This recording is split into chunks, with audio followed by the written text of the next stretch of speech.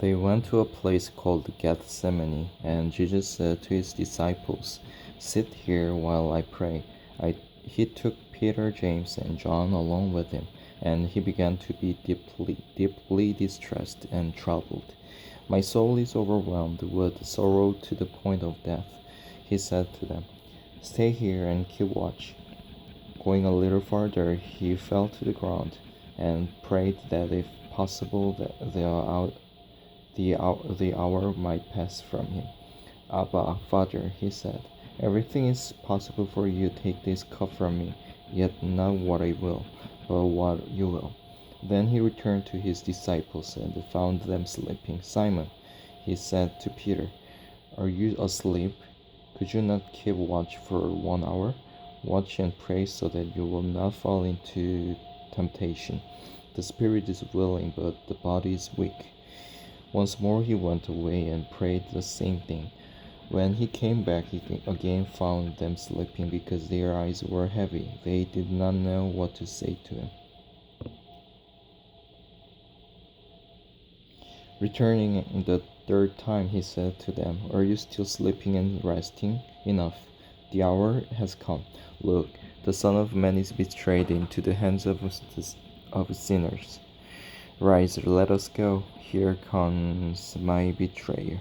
Just as he was speaking, Judas, one of the 12, appeared. With him was a crowd armed with swords and clubs, sent from the chief priests, the teachers of the law, and the elders. Now the betrayer had arranged a signal with them. "The one I kiss is the man. Arrest him and lead him away under guard."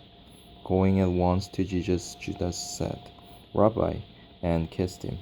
The man seized Jesus and arrested him.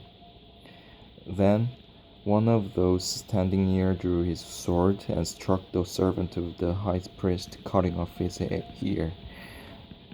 "Am I leading a rebellion," said Jesus, "that you have come out with swords and clubs to capture me? Every day I was with you teaching in the temple courts, and you did not arrest me. But the scriptures must be fulfilled." Then everyone deserted him and fled. A young man wearing nothing but a linen garment was following Jesus. When they seized him, he fled naked, leaving his garment behind.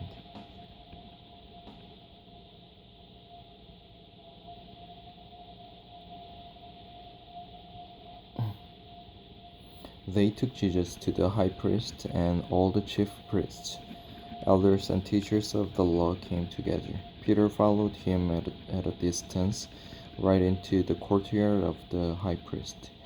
There he sat with the guards and warmed himself at the fire. The chief priests and the whole Sanhedrin were looking for evidence against Jesus so that they could put him to death, but they did not find any. Many testified falsely against him, but their statements did not agree.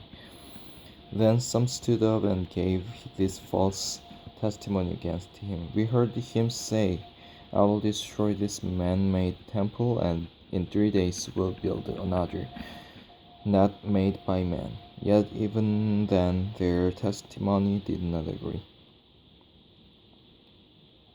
Then the high priest stood up before them and asked Jesus, "Are you not going to answer? What is this testimony that these men are bringing against you?" But Jesus remained silent and gave no answer. Again the high priest asked him, "Are you the Christ, the Son of the Blessed One?" "I am," said Jesus, "and you will see the Son of Man sitting at the right hand of the Mighty One and coming on the clouds of heaven." The high priest tore his clothes. "Why do we need any more witnesses?" he asked. "You have heard the blasphemy. What do you think?" They all condemned him as worthy of death. Then some began to spit at him. They blindfolded him, struck him with their fists, and said, "Prophesy." And the guards took him took him and beat him. While Peter was below in the courtyard, one of the servant girls of the high priest came by. When she saw Peter warming himself, she looked closely at him. "You also were with the Nazarene, Jesus," she said. But he denied it. "I don't know or understand what you're talking about," he said, and went out into the entryway. When the servant girl saw him there, she said again to those standing around, "This fellow is one of them." Again he denied it. After a little while, those standing near said to Peter, "Surely you are one of them, for you are a Galilean." He began to call down curses on himself, and he swore to them, "I don't know this man you are talking about." Immediately the rooster crowed the second time. Then Peter remembered the word Jesus had spoken to him, "Before the rooster crows twice, you will disown me 3 times." And he broke down and wept.